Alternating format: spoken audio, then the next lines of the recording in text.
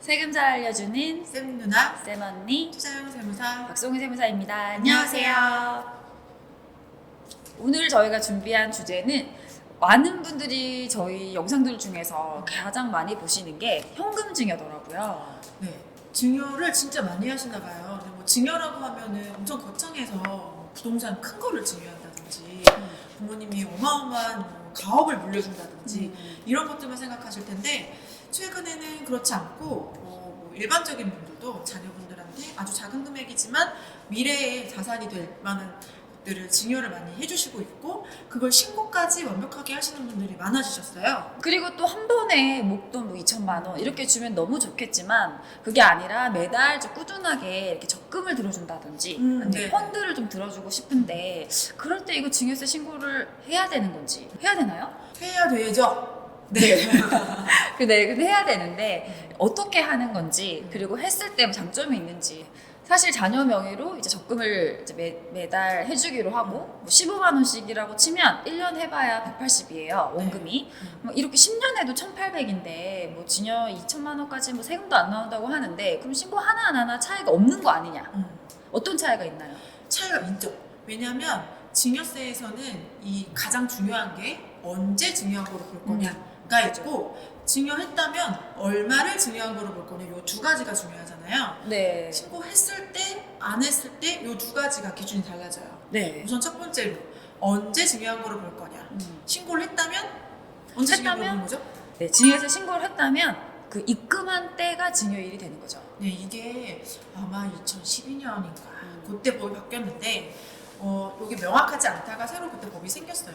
실명 계좌에 돈을 넣었다면 이 돈을 넣은 날이 증여한 날로 보겠다라고 정해진 거죠. 그 날이 증여한 날이다, 증여 시기다 그렇게 보는 거고. 그런데 만약에 신고를 안 했어요. 네. 그러면은 그런데도 계속 원금이 입금된 날짜가 증여일이 될까요? 아니요. 그런 경우에는 사실 뭐 입금됐다고 해서 증여라고 볼 수는 없잖아요. 증여의 의사가 있었는지 실제로 받았는지 그런 게 확인이 안 되니까 증여세 신고를 하지 않았다면 자녀가 그 계좌에서 돈을 출금한 때, 출금해서 쓴 때를 증여 시기로 봅니다. 네, 왜냐면 증여세는 완전 포괄주의이기 때문에 명확하게 내가 이날 증여한 게 맞아요 라고 신고하지 않았을 경우에는 증여세에서는 좀 더 확대해서 해석하는 거죠. 아, 이때까지는 증여 의사가 없었다가 실제 출금했으면 이건 빼박인 거잖아요. 출금해서 내가 쓴 거니까 계좌주가 쓴 거니까 그럴 경우에는 원금이 아니라 불어난 요 현재 시점에 출금한 날짜에 증여한 거로 보겠다는 거고요. 제가 지금 말씀드렸지만 그래서 또 달라지는 게 있어요.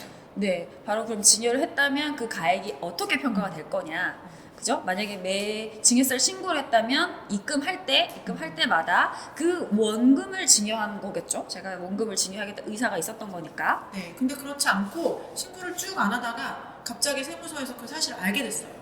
이 돈을 찾아가지고 어디다 쓴 걸 알게 됐어요. 혹은 본인이 그 돈을 찾아다가 뭐 부동산 취득하시는데 써먹었다든지 뭐 그렇게 자금 출처에 활용하신다든지 이럴 경우에 활용을 했다. 그럴 경우에도 과연 이걸 원금 증여한 걸로 봐서 원금에 대해서만 증여세를 부과하느냐 아니면 출금한 거 전체 자산에 대해서 증여세를 부과하느냐 이럴 경우에는 출금한 거 전체 자산에 대해서 증여세를 부과할 수 있습니다. 네, 그럼 결국 사실 원금에다가 이자라든지 운용 수익이 생겼으면 그걸 합쳐서 과세하게 되겠네요. 네, 이게 10년이면은 물론 원금이 작으면 예금이나 이런 거 했을 때 많이 안 불어날 수도 있지만 사실 모르는 거잖아요. 대박 펀드면 대박이 날 수도 있는 거죠. 그럼 이제 그 불어난 금액이 이제 과세 기준 금액보다 커질 수도 있는 거고. 그렇죠. 네, 그렇다면은 이제 미래에 활용할 것까지 생각하면 조금 지금 귀찮겠지만 미리 증여세를 신고하는 게 좋겠네요. 그럼 이제 신고를 하겠다라고 마음을 먹었어요. 그럼 매달 제가 이제 15만 원씩 자녀한테 입금을 해주는 거예요. 그럼 매달 이 증여세 신고를 해야 되는 건지. 원칙은 그렇죠. 매달 하셔야죠. 매달 홈택스 들어가서 오늘 1월 1일에 15만 원 입금했어요. 하고 자료 제출하고 2월 1일에 또 가서 이번 달에도 또 15만 원 계속 해야 되는데 엄청 귀찮잖아요. 그렇죠. 그래서 이럴 경우에는 아주 간편하고 또 심지어 유리한 방법으로 신고하실 수 있습니다. 바로 네, 정기금입니다. 네, 정기금이 뭐예요? 네, 정기금. 이름이 좀 약간 생소하죠? 정기금 같네. 정기금? 네. 네. 네. 정기금은 정기적으로 금전을 준다는 의미 맞나요? 정기적인 돈? 정기적인 돈. 네. 그런 뜻인 것 같아요. 네, 근데 세법에서는 이 정기금을 평가할 수 있는 방법이 있는데요. 또 이 정기금에도 두 가지 종류가 있습니다. 첫 번째는 유기정기금이고 두 번째는 무기정기금인데요. 무슨 뜻이죠? 유기정기금은 기한이 정해져 있고 또 뭐 언제 얼마마다 얼마를 주겠다고 다 정하고 시작하는 거니까 이 내용을 토대로 증여세를 신고하시면 됩니다. 네, 무기정기금은 그야말로 이 기한이 정해져 있지 않은 경우를 말하고 있습니다. 흔히 보험 상품에서 많이 볼 수 있고요. 네. 그러면 제가 자녀한테 기한을 정해서 유기정기금으로 증여를 하겠다고 하면 증여세 신고가 간단해지나요? 세법에서는 그 유기정기금을 평가하는 방법을 두고 있는데요. 할인율을 적용해서 현재 가치로 평가를 하도록 되어 있어요. 네, 원래는 내가 뭐 15만 원씩 매달 10년을 주겠다고 하면 120개월이잖아요. 네. 그럼 원금이 얼마지? 원금이 1,800만 원이에요. 아, 그러면은 1,800만 원을 미리 증여세 신고를 하는 게 아니라 할인을 해준다는 거네요? 네. 오, 좋네. 네, 할인을 해주는데 그 할인을 하는 방법이 세법에 나와 있습니다. 1년 동안 지는 그 금액을 세법이 정한 할인율만큼 할인해서 평가하는 거죠. 현재 가치로 할인하는 거죠? 네. 아, 진짜 싫어하는 내용인데 네. 몇 프로로 할인하나요? 할인율이 점점 떨어지고 있어요. 예전에는 6.5%였을 때도 있었거든요. 그쵸. 그러면 요즘 진짜 정말 많이 써먹었잖아요. 네, 그죠? 그럼 정말 10년 이렇게 평가하게 되면 금액이 확 줄었어요. 근데 이제는 이제 6.5에서 3.5가 되더니 지금은 3%입니다. 3%. 네. 그럼 예를 들어서 1년에 한 달에 15만 원씩 1년에 180만 원이 되는 거죠. 그럴 경우에 1년을 할인한다고 하면 3% 적용했을 때 180만 원이 아니라 할인 금액이 174만 7,573원이 돼요. 좀 유리해지는 거죠. 그죠? 180이 아니라 어쨌든 좀 더 할인하는 금액. 네네. 이런 식으로 매년 금액이 1년 할인, 2년 할인, 뭐 3년 할인 이렇게 10년 동안 할인이 되면서 결과적으로는 원금 1,800만 원이 쫙 할인해서 많이 깎입니다. 그럼 네. 얼마가 되나요? 1,581만 4천 원입니다. 와, 그러면 약 200? 18만 원이 줄어드는 거죠. 오, 괜찮네. 그죠? 네. 평가 원금이 1,800이지만 지금 네. 증여를 신고를 하면 1,580만 원에 신고할 수 있는 거죠. 네. 그러면은 지금 신고하시면서 나 앞으로 우리 아이한테 10년 동안 매달 15만 원씩 증여하겠습니다 라고 증여 계약을 하신 다음에 증여세 신고를 하실 경우에는 1,800만 원이 아니라 증여재산가액을 1,581만 4,996원 이렇게 적으신 다음에 신고하시면 되는 거네요. 네. 게다가 이렇게 신고를 하게 되면 여기서 불어난 이자나 운용 수익에 대해서도 걱정하지 않으셔도 되는 거죠. 그럼 그게 누구게 되나요? 자녀께 되는 거죠. 자, 수중잡고. 네. 그럼 나중에 10년 정도 지났을 때 봤더니 이 통장에 원금 1,800에다가 막 이자가 불어가지고 이왕이면 기분 좋게 3,000이 됐어요. 삼촌 됐어요. 네. 그럴 경우에 자녀가 증여세 신고를 또 해야 되나요? 아니죠. 이거는 이미 내 원금에서 불어난 거기 때문에 다 내 겁니다. 와, 좋죠. 네. 네.